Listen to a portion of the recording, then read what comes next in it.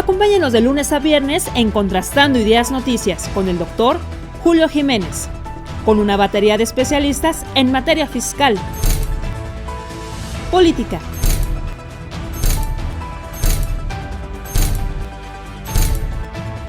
economía, finanzas, justicia, deportes y espectáculos. Acompáñenos a las 22 horas, tiempo del centro. Amigos, ¿qué tal? Muy buenas tardes. Gracias por acompañarnos en esta mesa de análisis político electoral. Esta ocasión tengo el gusto de recibir a un prestigiado abogado, un especialista en materia electoral, presidente de la Comisión precisamente de Derecho Electoral del Colegio Nacional de Abogados, ex consejero del Instituto Nacional Electoral. Es un gusto para mí recibir al doctor Marco Antonio Baños. ¿Cómo estás, doctor? Muy buenas tardes. Gracias, Julio. Muy buenas tardes. Te saludo con afecto y, por supuesto, con mucho respeto a todo el auditorio.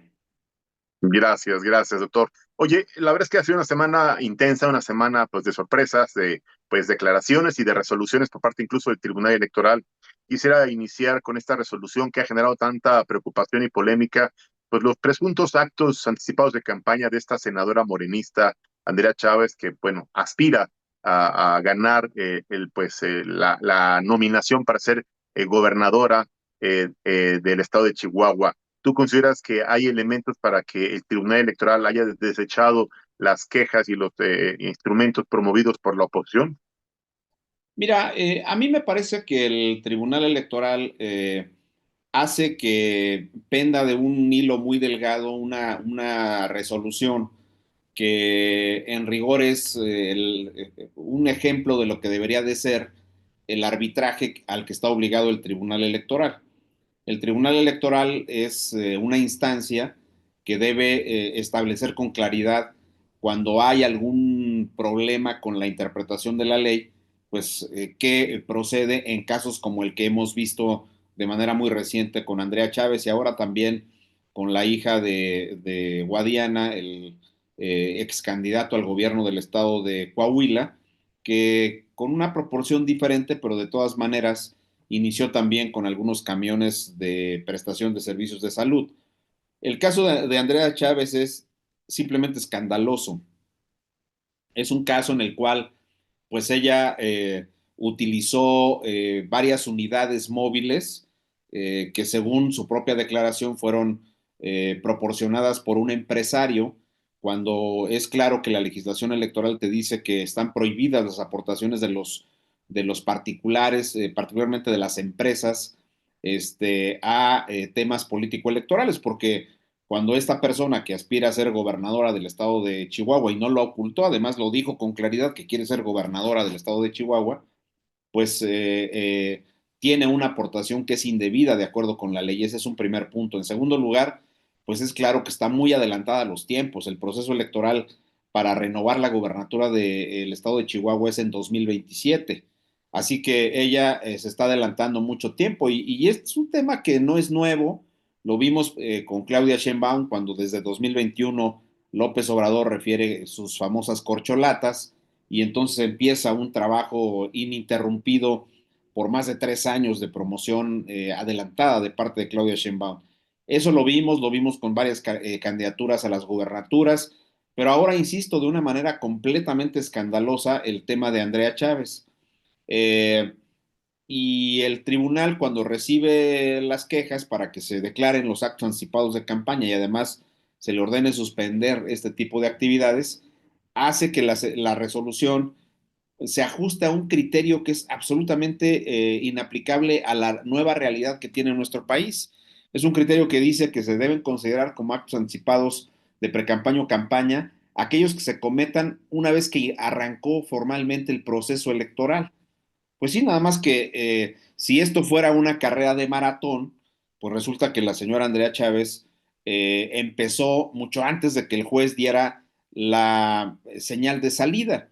Si ella estuviera en la línea de salida y empezó a correr por su cuenta, pues cuando empiece el maratón, cuando empiece el proceso electoral, ella habrá rebasado más de la mitad de la distancia, irá por el kilómetro 23 más o menos, cuando todos los demás apenas se van a colocar en la línea de salida.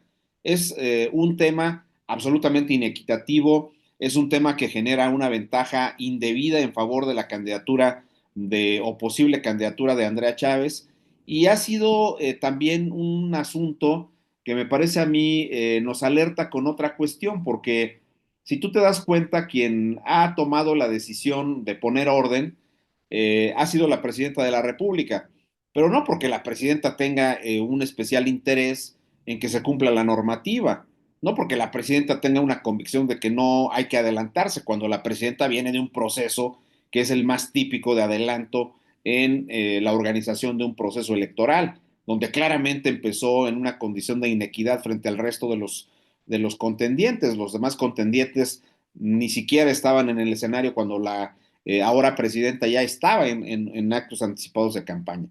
Pero ha puesto orden porque si permite que las huestes internas de Morena se le salgan de control y cada quien haga la campaña adelantada en el momento que crea, pues ella simplemente no va a poder colocar una situación de control sobre las candidaturas que su partido va a postular a cargos tan relevantes como las gubernaturas. Creo que en el fondo es eso.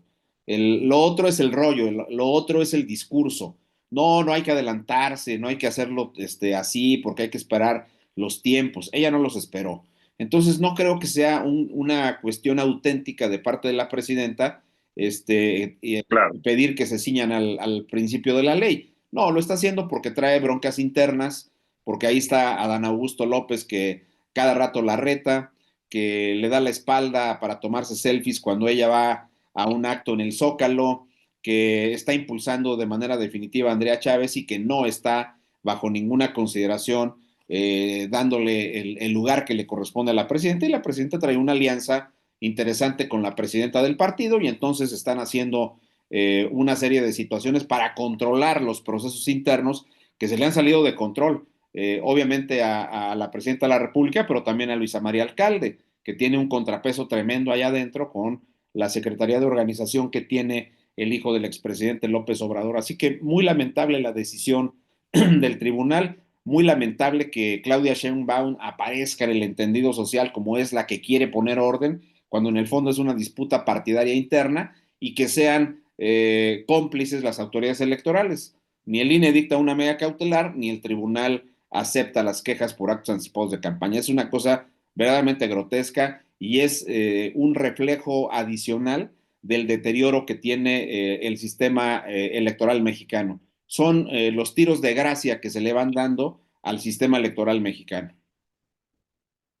En pocas palabras, doctor, estamos platicando con el doctor Marco Antonio Baños sobre este polémico pues, desenlace que ya resolvió el Tribunal Electoral del Poder Judicial de la Federación en relación a este, reitero, escandaloso, ilegal, inequitativo e injusto trabajo de precampaña o de acto anticipado de precampaña o de campaña de Andrea Chávez allá en Chihuahua. En pocas palabras, doctor, seguirá con esta dinámica de trabajo ilegal, inequitativa, porque no hay sanción, no hay una medida cautelar, no hay nada, o sea, no, se quedó impune y se quedó inmune ante pues yo diría, desastre que están provocando en el escenario político electoral.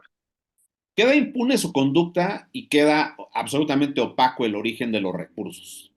Esa Ya, parte va a quedar así, y ella va a continuar, va a hacer una pausa, es lo que yo leo, sobre sus actos, pero lo va a hacer por el mandato que dio la presidenta de la República, por esta carta de que hay que claro, respetar la ley, que no hay que adelantarse, que hay que esperar, no las reglas que imponga el INE, no las reglas que impone la LEGIPE o la claro. Constitución, hay que esperar las reglas que emita Morena, ¿no? Porque en este país el Estado de Derecho hoy se personifica en Morena. Ese es el tema esencial aquí. Entonces, ella va a continuar con los actos anticipados de campaña una vez que se definan las reglas internas de este partido. Sin lugar a dudas, un Estado autoritario, un Estado pues de un solo partido, de un régimen que no reconoce, que no respeta, pero que sí violenta el Estado de Derecho. Y hablando de reformas constitucionales y reformas a las leyes federales, ¿qué opinión te merece, doctor Marco Antonio Baños, esta iniciativa de la titular del Ejecutivo que ya salió por ahí en la mañanera a tratar de calmar los ánimos porque ya se habían desbordado en el Senado, particularmente este albazo a la libertad de expresión, esta agencia federal, pues para pretender someter, perseguir o sancionar plataformas, medios de comunicación que resulten incómodos para el régimen, para sus ocurrencias o para sus negocios inconfesables? Mira, yo no soy experto en telecomunicaciones, pero sí creo que puedo emitir una opinión respecto de lo que tú mencionas, que es la restricción a la libertad de expresión. Y creo que Claro, básicamente el pretexto de que había una campaña difundida por Televisa, ahí sí mal por parte de Televisa, porque muy es mal. un spot que atenta contra los migrantes y particularmente sobre los migrantes mexicanos que son amenazados de ser tratados como criminales y de que van a ser deportados y una serie de situaciones que les van a ocurrir si persisten en su ánimo de ingresar como personas no documentadas a los Estados Unidos.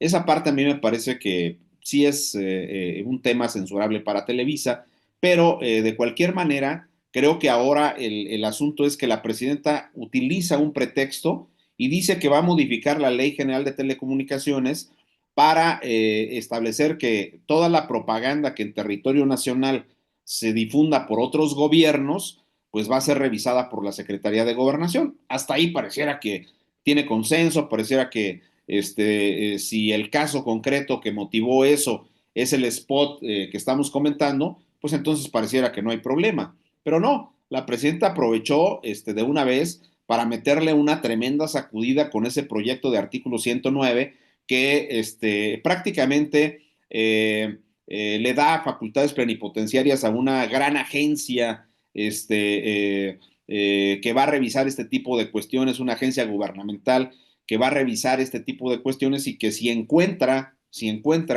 alguna publicación, alguna expresión en las plataformas, en las redes sociales, que no cumplan la normativa, que así dice, que no El cumplan la criterio de normativa, ellos, ¿no? lo van a bajar, A, ¿no? sí, Entonces, a criterio de ellos. ajá, exactamente, porque la misma iniciativa dice que esa normativa, que es una normativa reglamentaria, terciaria, ni siquiera secundaria, sino terciaria, sería una reglamentación que va a emitir la Secretaría de Gobernación.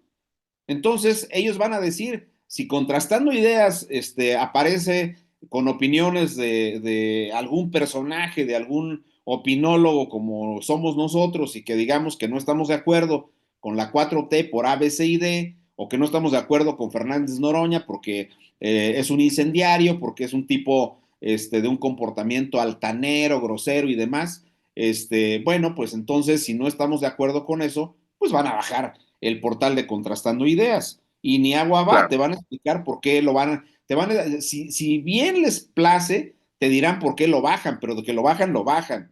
Y eso va a pasar con programas como el de Loret de Mola, en la plataforma de Latinus. Eso va a pasar, ellos dicen, en plataformas comerciales como la de Shane y otras cosas que pueden estar generando una serie de situaciones donde te venden cosas como que si fueran de marcas auténticas y que resulta que no es así, pero bueno, no ese es el pretexto. El pretexto es, como ellos mismos lo han mencionado, regresarle la rectoría sobre el tema de las telecomunicaciones al Estado, pero a un Estado que es autoritario, a un Estado que tiene visos de totalitario, de un Estado que quiere tener el control absolutamente de todo y que le asesta un golpe adicional a las libertades y a los derechos de los mexicanos. Y lo envuelven para darle un cariz de legitimidad en esta disputa que se tiene con los Estados Unidos, vuelvo a insistir, por el tema de la política que Trump ha desarrollado en contra de los migrantes. Esa parte a mí me parece que es absolutamente restrictiva de la libertad de expresión y yo creo que llegó un momento en el cual los propios medios de comunicación se tienen que dar cuenta que ese alineamiento que tienen, esa forma de bajar la cabeza frente al poder, pues no les está dando resultado, porque al final están modificando esta cuestión donde los arrinconan aún más y ahora ya no los van a requerir como aliados. Ahora van a ser unos subordinados en términos de lo que dice esta nueva legislación.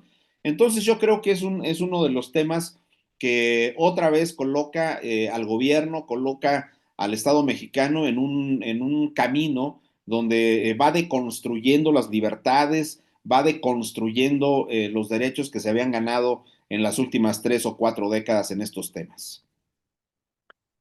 Hablando de un gobierno autoritario, de un poder legislativo colonizado, de legisladores que votan todo de manera fast track, ¿qué opinión te merece la declaración del presidente del Senado, Gerardo Fernández Noroña, en relación a terminar reconociendo que en las listas de los candidatos al proceso electoral del Poder Judicial de la Federación hay personajes vinculados con la delincuencia organizada, personajes relacionados con agrupaciones religiosas, incluso algunos de ellos hasta con el narcotráfico y otros más señalados o denunciados por delitos diversos? ¿Qué opinión te merece la posición del INE, la del pues Tribunal Electoral y la del Senado de la República, que tuvo que terminar reconociendo que hicieron mal las cosas? ¿Qué opinión te merece? Bueno, mira, son como muchos temas. Lo primero es que nadie puede estar de acuerdo, absolutamente nadie en su sano juicio en este país, que los candidatos a cargos judiciales tengan algún vínculo con algún grupo del crimen organizado. Ya nada más faltaba que el Poder Judicial, ahora que va a ser controlado por el Ejecutivo, pues también tenga controles con los grupos del crimen organizado. Eso sería ya de plano un asunto verdaderamente demencial en un Estado de Derecho como el que se supone teníamos. Teníamos, porque esto ya se ha diluido. Claro. Pero a mí me parece también que Fernández Noroña, que es un incendiario, es un tipo que tiene un comportamiento en algunas cosas hasta deleznable, diría yo, agarre y salga y diga que tiene comprobación de que algunas personas pues tienen esos vínculos. ¿Por qué no lo revisaron cuando tuvieron a su cargo los expedientes? Porque de acuerdo con el procedimiento que ellos inventaron para tener control sobre el Poder Judicial, ellos revisaron la famosa idoneidad de las candidaturas.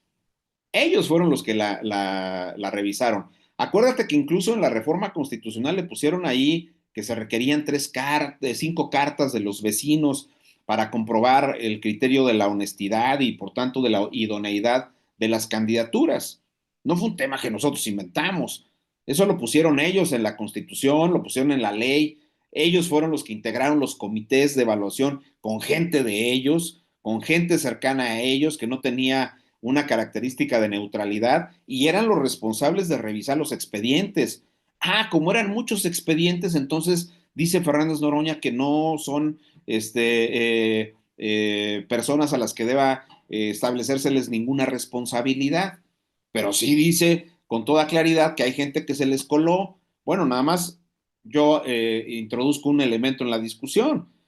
De acuerdo con el procedimiento que ellos inventaron, los comités de evaluación le tenían que mandar los listados a los titulares de los poderes para que lo revisaran y para que dieran el visto bueno, no para hacer lo que querían. Tú te acordarás cuando se discutía la ley, que ellos querían Claro. eventualmente tener la facultad todavía de quitar o poner nombres cuando el comité de evaluación se los había mandado. Pero sí, sí se quedó en la Constitución que ellos darían un visto bueno. Entonces, no lo revisaron, pues es asunto de ellos son los responsables.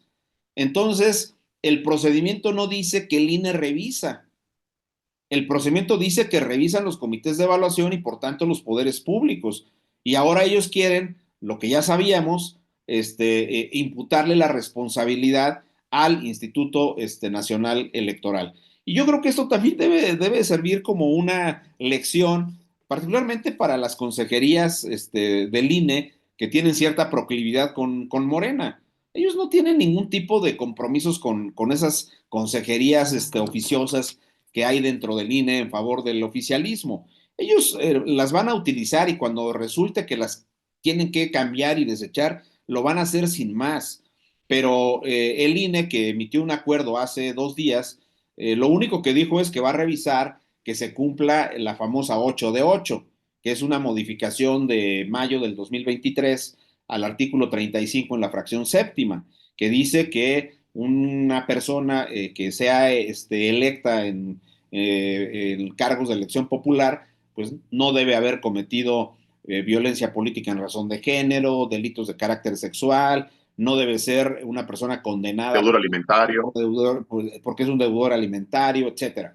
Ese tipo de cosas son las que va a revisar el INE. No va a revisar el tema de los requisitos de idoneidad para ver si tiene vínculos o no con el crimen organizado. Y por eso ese tema pues, se tendrá que revisar en el Tribunal Electoral después de que el INE Claro, diga que esos que dice Anaya, porque Anaya también salió a denunciar algunos nombres, pues esos tendrán que ser revisados por el tribunal para ver si los baja o no los baja.